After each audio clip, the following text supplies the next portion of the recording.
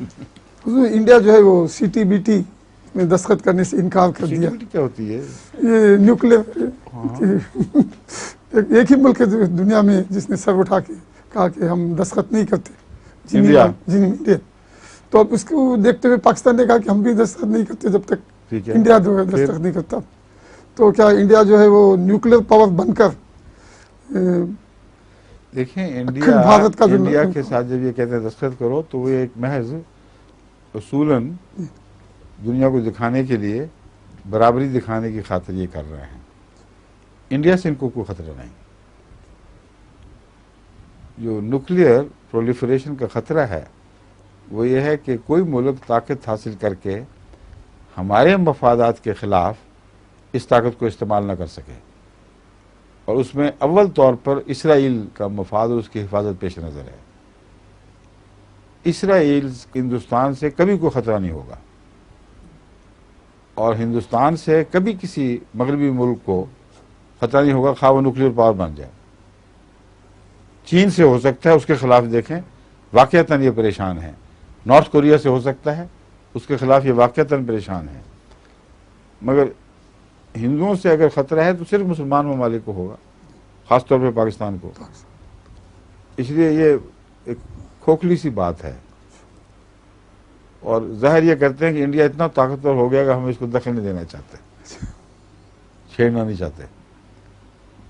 لیکن اصل بات یہی ہے، اگر کسی مسلمان ملک میں یہ ایٹامک بام ہو اور مسلمان ملک کے سربراہ یا اس کے جو سوچوں اور فکروں کے سرچشمے پہ بیٹھے ہوئے لوگ ہیں جو رائے عامہ کو کنٹرول کرتے ہیں، ان کی طرف سے یہ خطرہ ہو کہ کسی وقت وہ اپنی طاقت کو اس خیال سے کہ اسلام میں جبر بھی ہے، اسلام میں تلوار ہے، زبردستی بدلایا جا سکتا ہے دین کو، ایسے تصور والے اگر ایسے ملک میں قابض ہو جائیں تو پھر ان کا خطرہ حقیقی بن جاتا ہے. اس لیے یہاں بھی سراسر قصور ان قوموں کا نہیں ہے، کچھ اپنا بھی قصور دیکھنا چاہیے. جن لوگوں نے اسلام کی تصویر ایسی بھیانک بنا دی کہ اسلام کہتا ہے کہ جب تم طاقت حاصل کرو تو پھر انتظار نہ کرو پھر نصیحت کا. مودودی کا پیغام یہی ہے جس کو انہوں نے عربوں میں بھی خود پھیلایا، اور سارے اس وقت پاکستان کی فوج میں اس کو نافذ کیا. مودودی تفاسیر کو انہوں نے داخل کر دیا. یہ جو سوچ کا انداز ہے کہ رسول اللہ صلی اللہ علیہ وسلم جب تک کمزور تھے اس وقت تک نصیحت سے کام لیا، جب طاقت حاصل کی تو پھر نصیحت کو اتار کے ایک طرف پھینک دیا، اور نصیحت نے کوئی کام نہیں کیا. مگر جب تلوار پکڑی تو پھر وہ زنگ اتار دیے دلوں کے، اور گردنیں قطع کر دیں اور خم کر دیں. جس کی ایسی جہلانہ سوچ ہو، جس قوم کی مذہبی سوچ، اس سے محفوظ کون رہ سکتا ہے؟ اس لیے یک طرفہ طور پر ان کو مجرم قرار دینا مغربی قوموں کو یہ بھی جائز نہیں ہے. ان کا یہ تو جائز ہے اس آرگومنٹ کو آگے بڑھا کر یہ کہا جائے تم جانتے ہو کہ ایک دو ایٹم بموں سے کچھ بھی نہیں یہ کر سکتے، اور تم جب چاہو تمہاری غالب طاقت ان کو ڈسٹرائے کر سکتی ہے.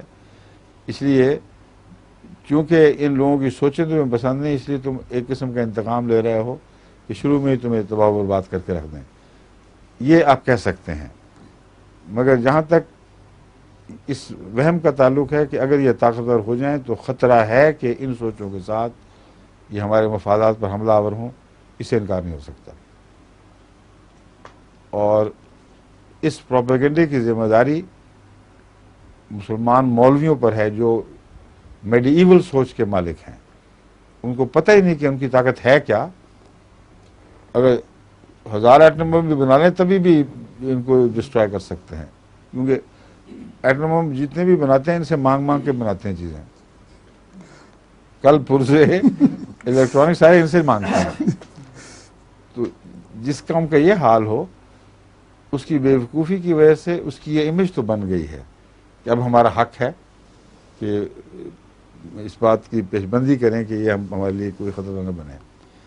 لیکن یہی لوگ اگر انصاف سے سوچیں ان کو پتہ چلے گا کہ کبھی بھی ان لوگوں کی طرف سے، نہ عراق کی طرف سے، نہ کسی اور تیسری دنیا کے ملک سے ان کو خطرہ درپیش ہو سکتا ہے، کیونکہ ان کے تمام تر ہتھیاروں کا انحصار، بارودوں کا انحصار، پلاسٹک بم بھی بنائیں گے تو ان سے پلاسٹک بم لیں گے.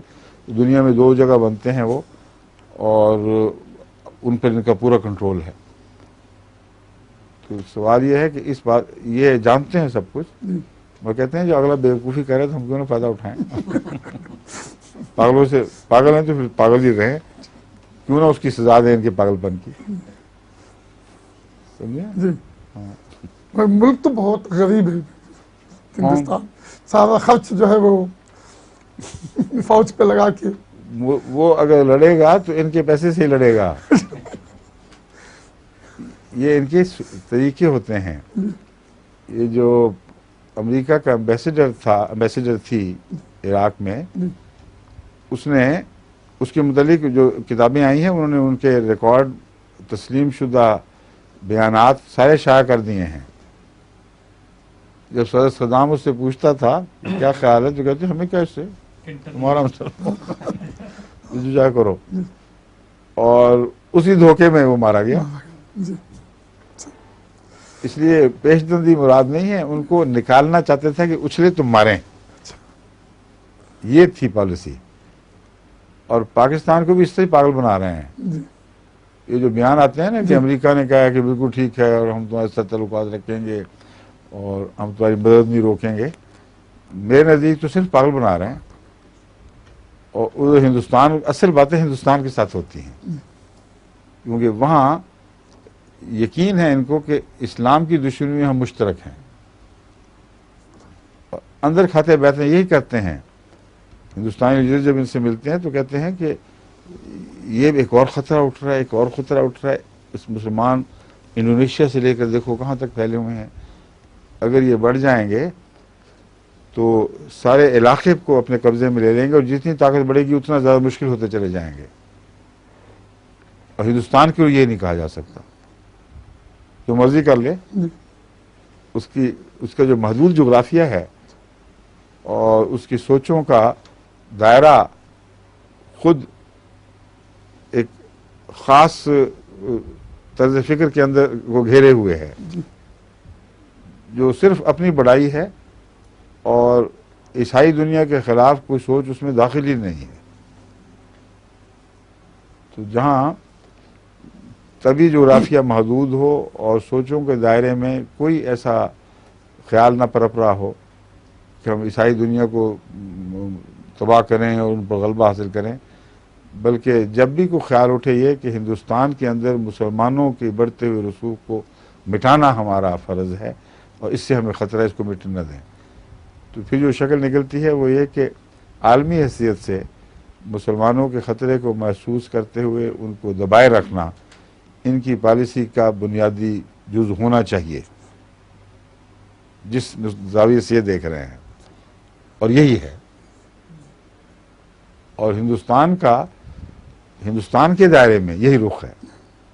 دونوں ہم خیال ہیں،